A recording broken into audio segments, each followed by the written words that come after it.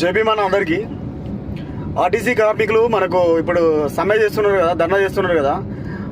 ఆ ధర్నాల భాగంగా ఈరోజు వరంగల్లో మన శంకర్ గౌడ్ మన అన్న పెట్రోల్ పోసుకొని తగలబెట్టుకోవడం జరిగింది. ఆ అన్నను తీసుకొని వచ్చేసి ఇక్కడ చంద్రనగుట్ట దగ్గర మన DRDO హాస్పిటల్, అపోలో హాస్పిటల్లో వేయడం జరిగింది. పరిస్థితి చాలా సీరియస్గా ఉంది అన్నట్టుగా చెప్తున్నారు. మంత్రి గారు వచ్చిండ్రు, ఇందాకనే చూసి వచ్చిండ్రు. ఇక్కడ బయట జనాలు కూడా చాలామంది, ఇప్పుడు మన కార్మికులు కానీ, బయట మీడియా కానీ, ఇక్కడ నియర్ బై ఉన్న వాళ్ళ బంధుమిత్రులు కానీ చాలా ఉత్కంఠంగా అక్కడ ఉన్నారు.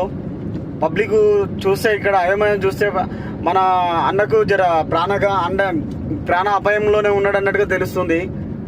కానీ మిగతా కార్మికులు ఎవరైనా ఉంటే ఇది సమ్మెలా ప్రాణత్యాగం చేయవలసిన అవసరం లేదన్న. గత ప్రభుత్వం దగ్గర కూడా మీరు ఎన్నో ధర్నాలు చేసినారు, ఎన్నో పోరాటాలు చేసినారు. మీ న్యాయమైన డిమాండ్లను గత ప్రభుత్వం ముందర పెడితే మీకు 40% ఇంక్రిమెంట్ పెంచిండ్రు. మీరు తెలంగాణ ఉద్యమంలో కూడా చాలా మీ యొక్క జీవితాలను, మీ యొక్క సాలరీలను అది వదులుకొని మరి తెలంగాణ ఉద్యమంలో ధూమ్ధామ్లా పోరాటం చేసి మన తెలంగాణ స్వరాష్ట్రాన్ని సాధించుకున్నారు. కానీ అలాంటిది ఇప్పుడు మీరు ప్రాణాలను త్యాగం చేసి ఇక్కడ పెట్టాల్సిన సిచ్యువేషన్ వస్తే మీ కుటుంబాలు ఆగమవుతున్నా. గత తెలంగాణ ఉద్యమకారులనే అప్పుడు 1200 మంది ఆత్మ ప్రాణాలు అర్పించినా కూడా ఆ ఒక కుటుంబాలను ఆ ప్రభుత్వం కానీ ఈ ప్రభుత్వం కానీ నేటికి కూడా గుర్తించలే. ఆ కుటుంబాలు ఇప్పటికీ అది చాలా అన్యాయమైన స్థితిలో ఉన్నది. పెద్ద దిక్కు కోల్పోయి కుటుంబాలు చాలా దీన స్థితిలో ఉన్నాయి. కార్మికులారా, అన్నలారా, నా అక్కలారా, మీరు ఎవరైనా ఉంటే ఇలాంటి ప్రాణత్యాగాలకైతే ప్రాణాన్ని మీదికైతే తెచ్చుకోకండి. ఎందుకంటే మీ కుటుంబాలు ఉన్నాయి.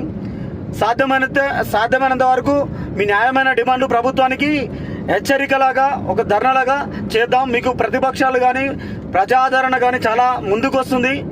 ఇలాంటి పనులు అయితే చేయొద్దు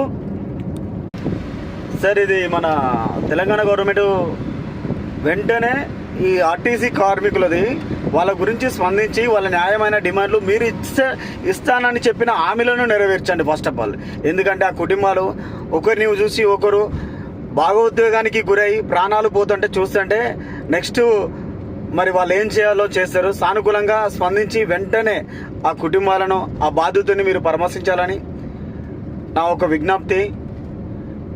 మీరు మిగతా అన్నలు కానీ ఎవరు కూడా ధైర్యం చేయొద్దు. మీడియా మిత్రులు చాలామంది ఇక్కడ మన DRDO దగ్గర హాస్పిటల్, అపోలో హాస్పిటల్ దగ్గర చాలామంది ఉన్నారు. కానీ వాళ్ళ బంధుమిత్రులు కూడా ఉన్నారు. పోయిన వాళ్ళు తిరిగి రారు. ఇలాంటి వాటికైతే పాల్పడొద్దని నా